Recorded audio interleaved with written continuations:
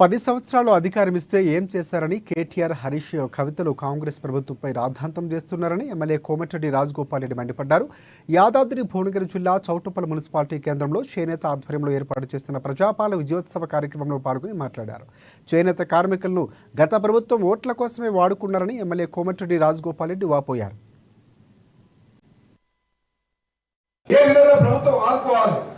కష్టాల్లో ఉన్న చేనేత కార్మికులు ఏ విధంగా ప్రభుత్వం నుంచి అండదండ అందించాలనే ఆలోచన నా లోపల బలంగా ఉంది. తప్పకుండా మీ అందరూ కూడా మాటిస్తున్నా, కార్పొరేషన్ ఏర్పాటు చేసే విషయంలో తెలంగాణ రాష్ట్రంలో ఉన్న చేనేత కార్మికులకు ప్రభుత్వం తరఫు నుంచి రావాల్సిన నిధుల విషయంలో తప్పకుండా ఈ ప్రభుత్వం కట్టుబడి ఉంటుంది. ఎవరో ఏదో చెప్తున్నారు, బదనాలు చేస్తున్నారు.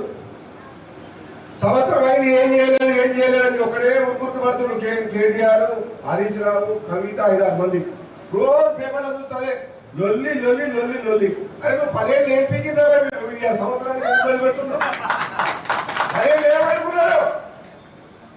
10 సంవత్సరాల పాటు మీకు అధికారం ఇస్తే ప్రజలు ఏం చేసిండ్రు? ఒక్క సంవత్సరానికి ఎందుకు రాద్ధాంతం చేస్తుంది?